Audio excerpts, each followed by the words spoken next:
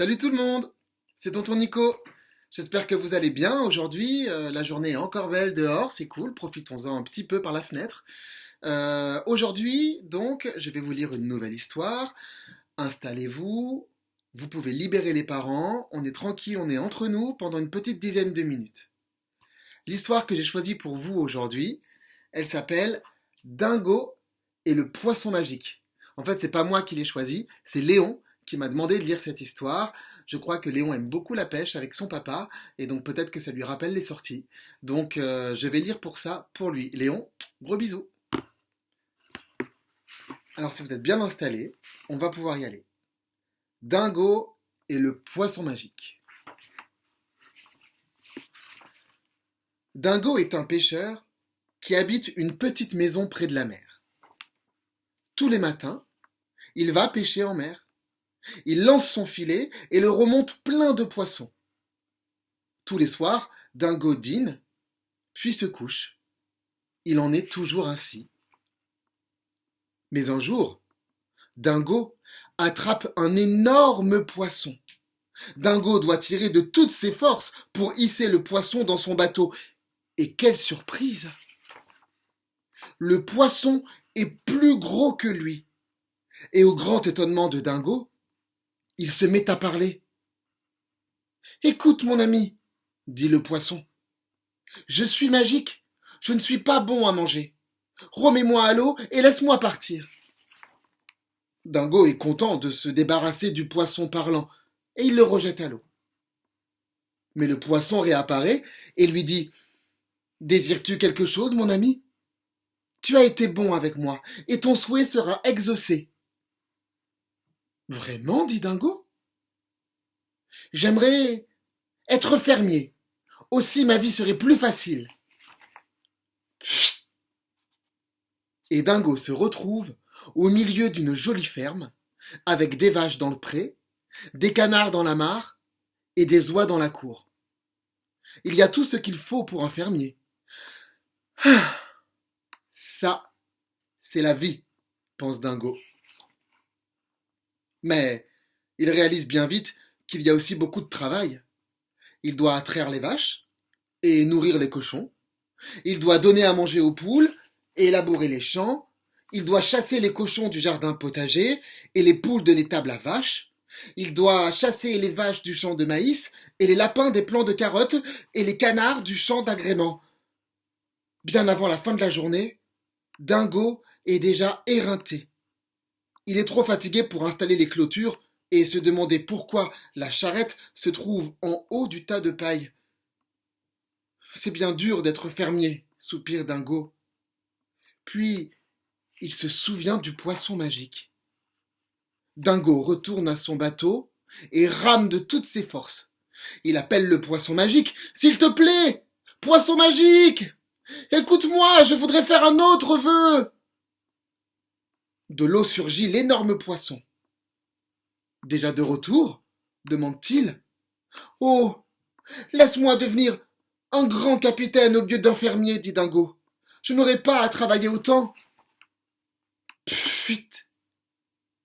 Et Dingo se retrouve au gouvernail d'un magnifique navire. Ça, c'est la vie, pense Dingo. Le bateau entre dans un port, on décharge la marchandise sur le quai pendant que Dingo chante gaiement. Dingo s'installe à l'hôtel le plus chic de la ville. Là, il commande un somptueux dîner qu'il partage avec deux autres personnes. Il leur raconte toutes ses aventures en mer. Mais cette nuit-là, des voleurs s'introduisent dans sa chambre. Lorsque Dingo se réveille, il ne lui reste rien. On lui a même volé son perroquet. On le met à la porte de l'hôtel parce qu'il ne peut pas payer sa note. Une fois de plus, il retourne à son bateau et repart chercher le poisson magique. Hé, poisson magique, m'entends-tu? J'ai encore un souhait. De nouveau, le poisson magique apparaît. Que veux-tu cette fois? Demande le poisson. Oh, je voudrais être roi plutôt que capitaine, dit Dingo. Un roi n'a jamais de problème. Fuite. Aussitôt, Dingo trône à l'intérieur d'un magnifique château. Les gardes le protègent, les chevaliers le saluent, les violonistes jouent son air préféré. Ah, ça, c'est la vie, pense Dingo. Dingo est en train de choisir un plat pour son déjeuner lorsqu'un messager surgit. Votre Majesté, s'écrie le messager, les soldats se révoltent contre vous. Dingo monte au sommet de la plus haute tour. Il est très surpris par ce qu'il voit. Au-delà des fortifications, les soldats sont rassemblés. Nous voulons un autre roi. Dingo n'est pas un bon roi. Nous voulons un autre roi. Dingo n'est pas un bon roi. C'est ridicule, pense Dingo. Je n'ai encore rien fait. Et justement, tout le problème était là. Le roi Dingo s'enfuit par la porte de derrière aussi vite que ses jambes royales le peuvent. Il court jusqu'à la mer et retrouve son vieux bateau. Dingo retourne en mer, le poisson magique réapparaît. Est-ce donc déplaisant d'être roi ? Demande le poisson. Ah oui, vraiment, dit Dingo. Tous mes soldats sont contre moi. Ils disent que je suis un mauvais roi. S'il te plaît, poisson magique, fais-moi redevenir pêcheur. Fuite. Et Dingo se retrouve assis à la porte de sa maison. Tout est redevenu comme avant. Ça, c'est la vie, pense Dingo. Et il n'appela plus jamais le poisson magique. Voilà pour aujourd'hui. C'était donc Dingo et le poisson magique. Comme quoi, des fois, il faut parfois apprendre à se satisfaire de ce qu'on a. Ailleurs, c'est pas forcément mieux. Je vous souhaite une bonne journée et puis on se retrouve dans 2 jours pour une prochaine histoire qui m'a été commandée par Héloïse.